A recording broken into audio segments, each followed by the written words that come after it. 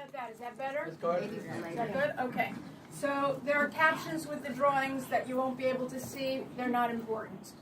The action takes place at the house of my sister and her husband in California.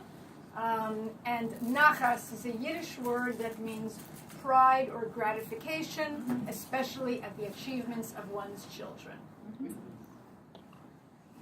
All morning he paced the length of the deck, stopping finally at one of its corners.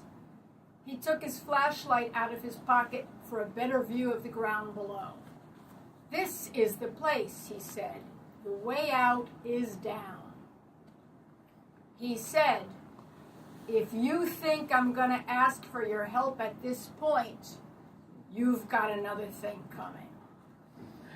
He said, "God, that bastard, he who does not exist. When I see him, I'll give him what he's got." I'd estimate the drop was 25 feet max. 24/7, my father might say, importantly, stuffing his tape measure back into his deep pants pocket. An elevator man is never without a tape measure. Was it far enough? That was one of the reasons Ann and Kelly gave him to not do it. They argued with him while he paced the deck and declared his intentions. "Dad, it's not a sure thing that it's far enough to kill yourself. Plus, we would be so unhappy. We love you. Plus, you want cookies and we're going out to get them. Then we'll make dinner." He asked for chocolate cookies from the supermarket. Chocolate was fundamental to him. The chocolatey kind, very chocolatey, not just a few puny little chips. Did he ever talk about killing himself? Yes, all the time. But what, you didn't think he was serious? Listen, here's how we got through. As if is how we got through, us sisters. We carried on, as if every threat would not be carried out. As if every call was not an emergency. As if whoever left the house would return. Going to the supermarket, as if it was not the last day on earth, is how we got through. They came in calling, "Got the cookies, Dad." I want to say to him, "Dad, get the fuck away from that railing. Yeah. They're about to come home with the cookies you asked for. Go sit in the kitchen. Make yourself a cup of tea and wait for the goddamn cookies." That's the dad we wanted, but that's not the dad we got. We got the flying and falling dad, the one who went. With grim resolve or with tears, but he went.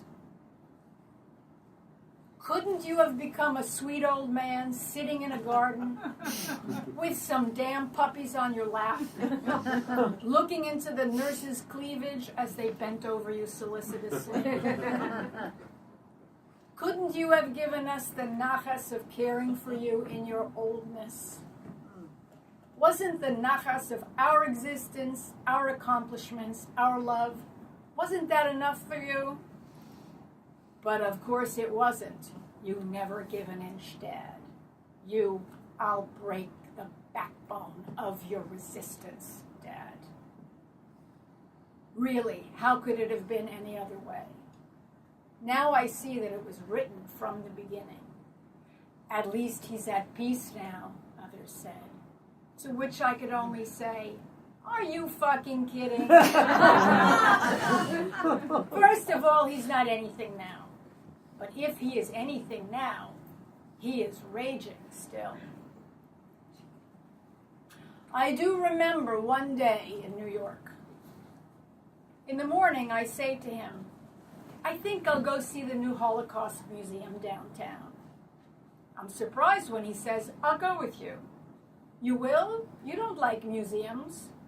This one is different. It's beautiful. I'm so pleased he wants to come out of the house. I don't ask questions. We head downtown on the subway and arrive at Battery Park around noon. 1. On the first floor, he walks ahead of me quickly, not looking around, and stations himself, waiting by the stairway to the second floor. After 10 minutes, he comes back to say, "At the rate you're going, we'll be here all day." Another 10 minutes, he comes back to say, "You know, rush hour is bad." 2. On the second floor is a history of anti-Semitism and the Holocaust. He waves his hand dismissively. "This we know about," he says, "Germans." He goes to the stairway. 3. On the third floor, he enjoys an excellent cookie, a cup of coffee, and explains the view to me. "You can see all of New York Harbor from this spot. There is the Statue of Liberty. There is Ellis Island. These things are in plain sight, so I'm about to say, I know, I can see them. But instead I say, wow, what a magnificent panorama." 4. We go outside and sit in the sun on the giant rocks that make up the Memorial Garden. Blinking up, he says, "What a gorgeous sky." And "It's incredible that we can sit here in this splendid place for free." And "You look very nice today. You're wearing a very nice skirt." And "There are moments in which you feel you have already ascended to paradise." When I arrive in California a week later, the cookies still aren't opened. "Oh, these are terrible cookies. You can tell even before you open this lousy package. These people don't know anything about chocolate or about cookies." He would have been really disappointed if he didn't kill himself, and then they showed up with these terrible cookies. But in a time of need, and this is definitely such a time, I guess I could eat one.